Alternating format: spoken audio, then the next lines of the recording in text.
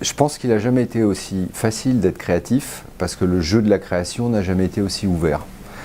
Donc finalement, dans un moment où un métier est en train de se transformer, la création est en train d'évoluer, on voit bien qu'on passe clairement de format 100% télé et print à des types de création qui, dans les formats médias, évoluent, et puis dans la nature de ce qu'elle raconte, évolue beaucoup. Donc on est presque à une époque où la création devient de plus en plus large, ou en tout cas l'idée peut devenir de plus en plus large, où l'idée peut venir de n'importe où. Et dans une agence comme Marcel, chaque personne qu'on recrute ici, le prisme c'est est-ce que tu aimes la création, est-ce que tu as envie d'avoir des idées, est-ce que tu as envie d'apporter des idées, voilà, c'est de ça dont on a besoin. Donc nous on croit à l'intelligence collective, on pense que les idées elles peuvent venir de n'importe où, de n'importe quand, et le job des créatifs là-dedans, c'est finalement aussi d'être capable d'attraper une fulgurance qui peut venir d'un chef de projet, d'un planeur, de quelqu'un dans la production ou d'un assistant. Mais on doit absolument pas être bridé. D'autant plus quand on est une agence qui va chercher de la création un peu innovante, eh ben, l'exercice il est de plus en plus large et il s'ouvre aux développeurs, à la tech, etc. Et d'ailleurs, on le voit bien dans pas mal de campagnes majeures de Marcel, et je veux absolument rien retirer au talent des créatifs qui sont ici. Ce qui est intéressant, c'est toujours de se dire comment on a obtenu cette graine qui nous a permis de faire cette grande campagne à la fin. Ce qui m'intéresse dans le digital, c'est pas vraiment la technologie, c'est la culture que ça amène. C'est la culture du changement que ça a amené. Donc on le voit clairement aujourd'hui partout, le digital a transformé notre vie.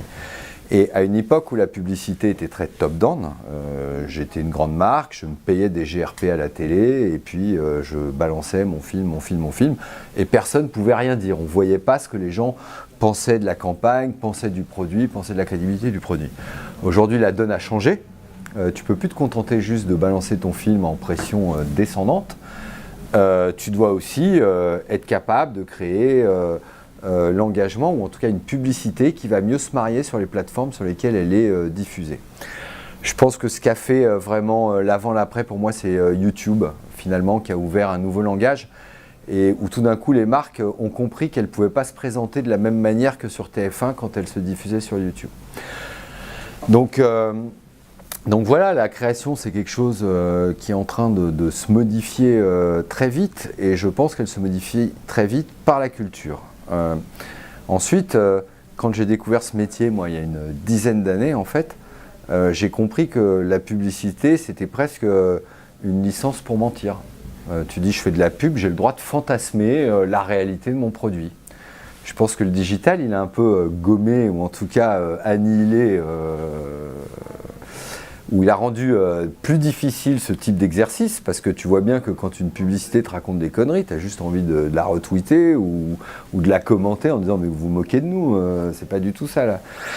Donc je pense qu'on devient dans une publicité plus réelle, qui ment moins. Ça n'empêche pas qu'on peut être tout aussi créatif, hein, voilà, mais du coup il y a une charge des publicitaires aujourd'hui et des créatifs qui est plus importante par la véracité d'un produit. Quand on vend un soda, on ne peut plus le vendre comme dans les années 90 aujourd'hui. Et puis il y a une nouvelle donne qui arrive, qui est un monde qui tourne de plus en plus vite, où aujourd'hui tous les consommateurs savent voilà, dans quelle situation de surconsommation on est. Donc finalement aujourd'hui, là où la publicité poussait à faire consommer des choses dont tu n'avais pas obligatoirement besoin à une certaine époque, aujourd'hui je pense qu'elle va retrouver vraiment de la noblesse parce qu'elle va redevenir éducative. Et c'est comment la publicité peut être utilisée auprès des gens pour se dire on doit apprendre à consommer mieux. Et consommer mieux, ça veut dire des fois consommer moins, ça veut dire des fois consommer différemment, mais ça ne peut pas rester consommé comme aujourd'hui, et on peut le regarder dans tous les secteurs, hein.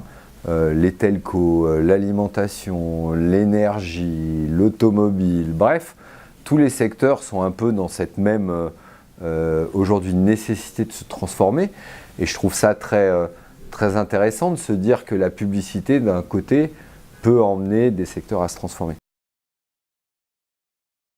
C'est peut-être une des plus belles, en tout cas c'est une des campagnes dont vraiment je suis le plus fier à l'agence, parce que déjà elle est faite pour un leader mondial, Carrefour. Elle s'appelle Act for Food.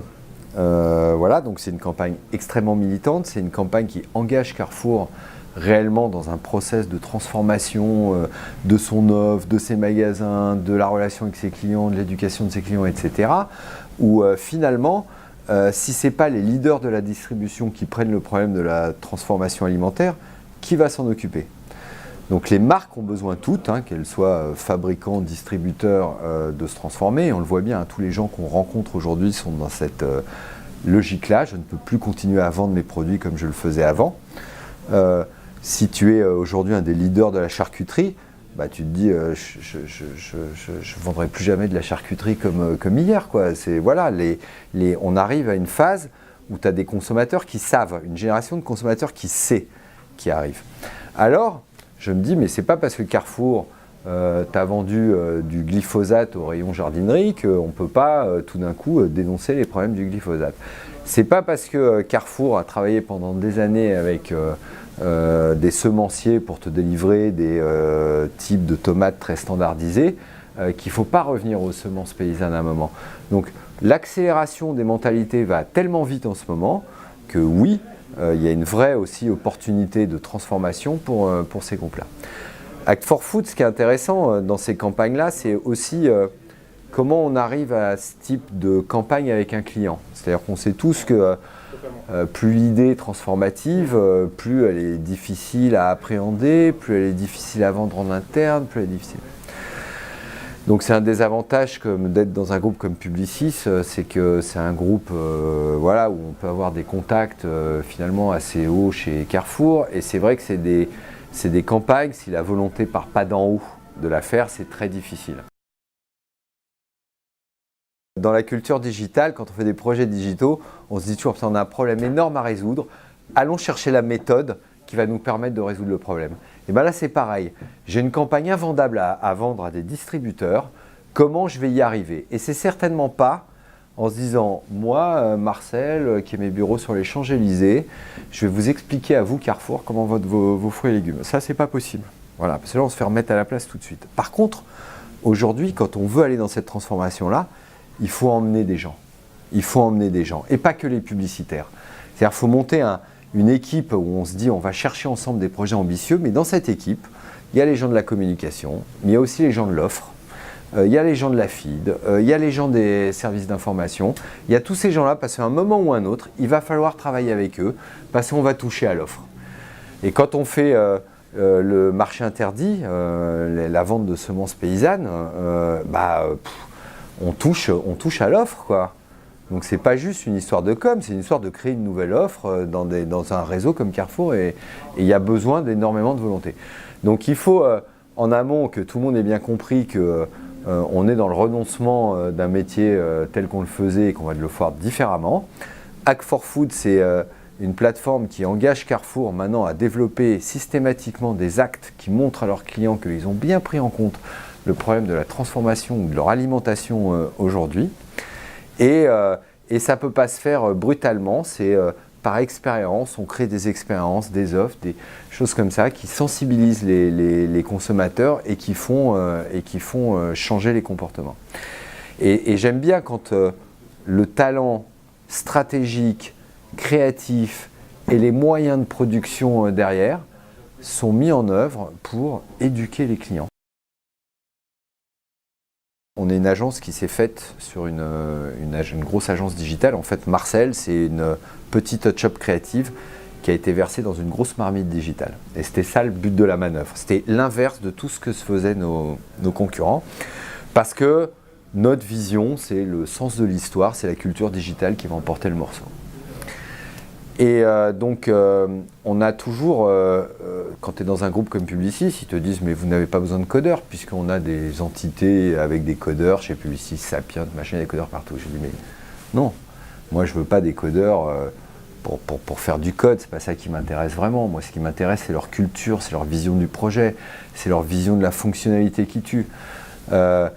quand tu discutes avec les fondateurs d'Uber, tu te dis, pour eux, ils te disent, le truc qui a tout cassé chez eux, c'est ce petit plan qui représente la voiture qui arrive à toi. Est-ce que c'est une idée créative ou pas? J'en sais rien, mais tout ce que je peux te dire, c'est que ça contribue à la lecture du projet. Et aujourd'hui, oui, dans beaucoup de cas, il y a des codeurs qui amènent un bout d'idée.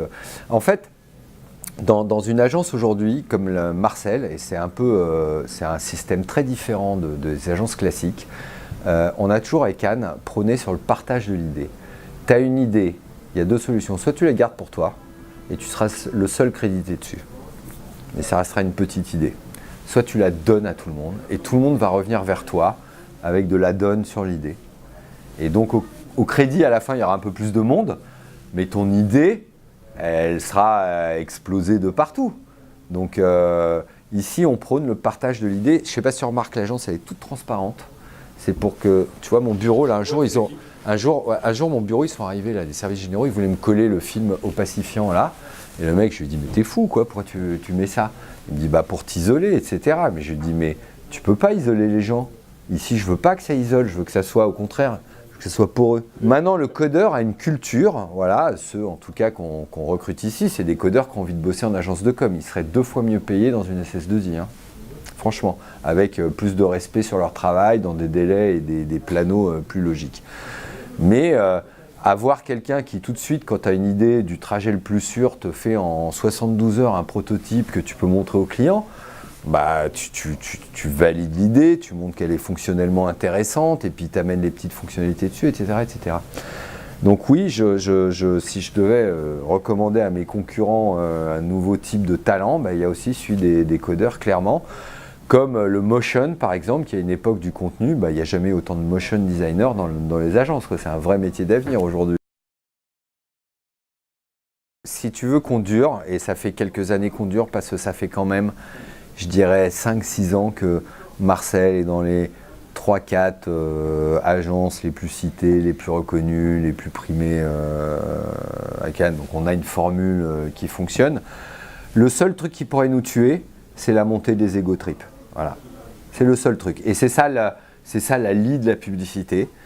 C'est que si tu as eu l'occasion de rencontrer beaucoup de grands managers, créatifs, etc., il y a quand même beaucoup d'ego personnel en interne. Et ici, je dis souvent, ici c'est une famille, c'est un gang, on a un logo qu'on adore, on a une marque qu'on porte tous, etc.